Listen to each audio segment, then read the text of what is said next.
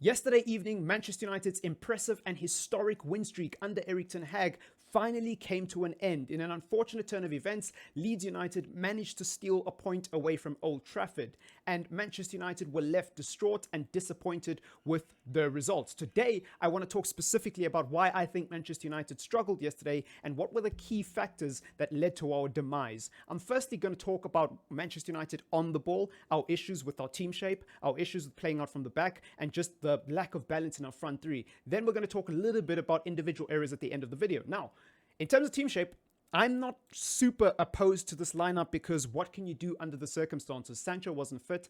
He wasn't fit to play the full 90 minutes, Anthony was not available as far as I'm aware. So this front three was pretty much always going to be the front three, even though I'm not a fan of it.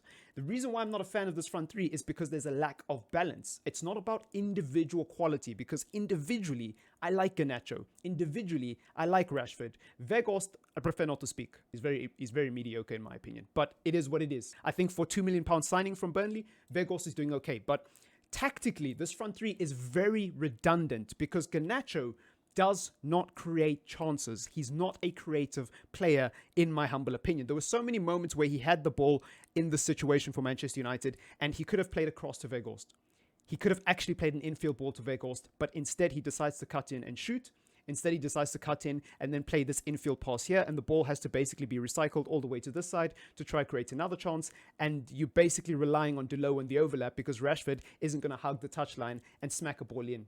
Right? Rashford's not going to do that. And Rashford, instead of waiting for Delo to come, instead of driving infield, pulling this guy out of position, waiting for Delo to come here, and then feeding Delo, Rashford also going for shots. Rashford also being really selfish and really just not creative enough. And that's the problem with this front three, is that Garnacho's an inside forward, and so is Marcus Rashford. They're not wingers. They're not traditional wingers who hug the touchline, bomb down, up and down the touchline, and look to put the cross in.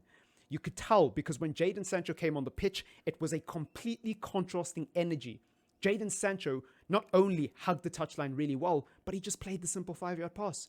He moved the ball along swiftly and quickly. Not once did Jadon Sancho try cut in and shoot from a ridiculous angle.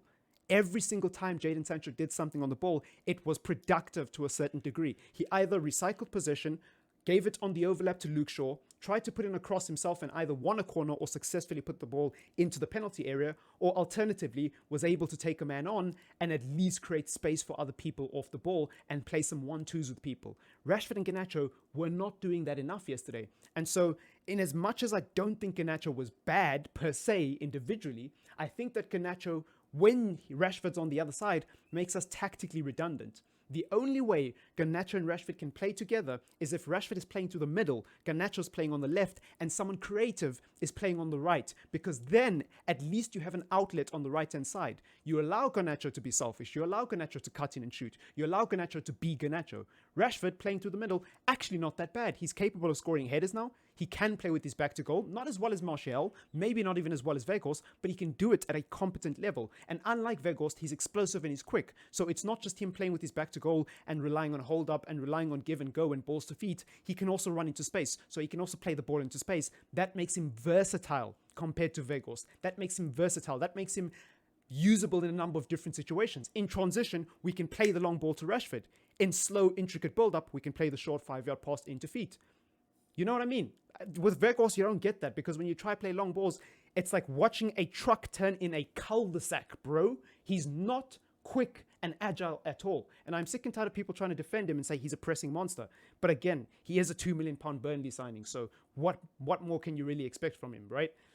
Another issue, playing out from the back.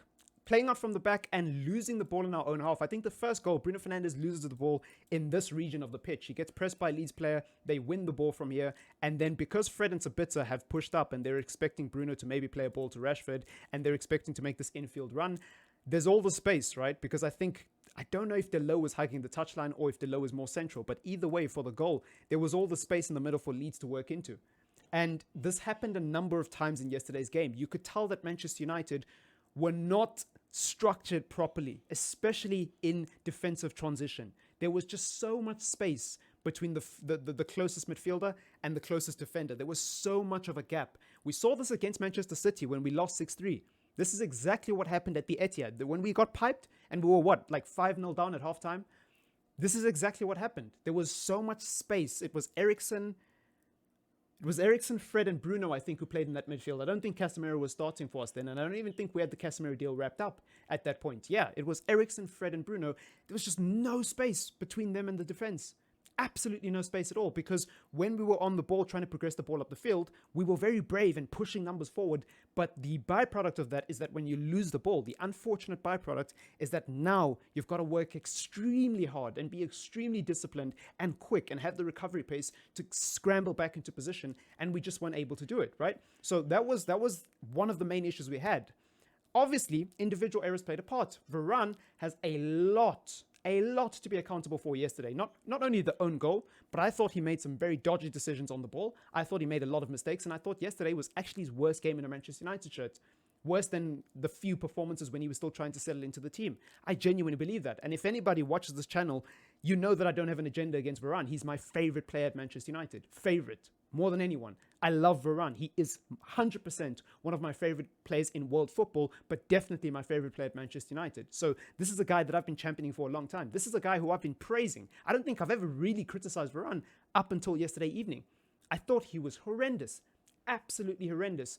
Martinez was good. I don't think you can really fault Martinez. I thought Martinez was very erratic. He was very dangerous, but unlike Eric Bailly, he wasn't kung fu kicking people in the chest, right? He actually did something productive. He saved us with a lot of his last-ditch tackles and was the reason Leeds didn't get carried away with that performance. If Martinez is not there, we could have easily been 3 or 4-0 down, in my humble opinion, because there were moments where Leeds had a clean break through on goal, and it was a one-on-one. And if it wasn't for Martinez with his bravado and his ability to pull off last-ditch tackles, we would have been in trouble, because we don't have Wan-Bissaka to pull those last-ditch tackles off anyways. So he was the only one. Luke Shaw doesn't do it.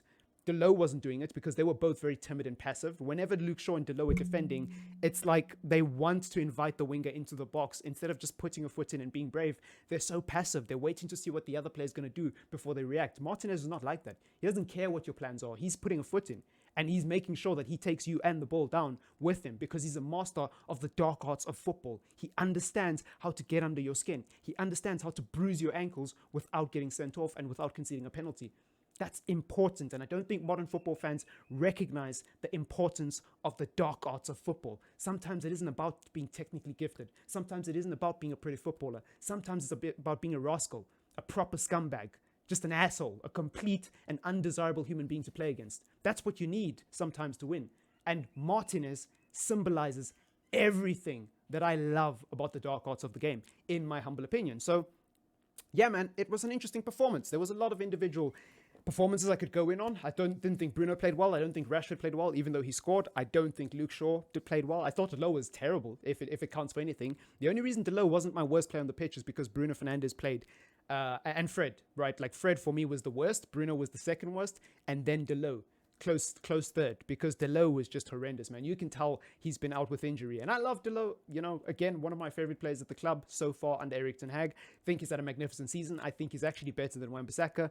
But yesterday's performance obviously doesn't prove that. And so it is what it is, man. Let me know what you think in the comments down below. Let me know, where do Manchester United go from here? Obviously, it's not the end of the world. It's just a draw to Leeds. We've had 14 games at Old Trafford, 13 of them have been wins, one of them has been a draw, and the only other loss was to Brighton on the opening day. So it's genuinely not the end of the world. We are still in impeccable form, and we're still third in the league. So things are still looking beautiful under the leadership of Erik ten Hag, and by no means was this a video to slander Manchester United. It was just me giving my honest opinion about why things went wrong, right? But I'm sure most of you already know that. It's been your boy Triple M. Peace.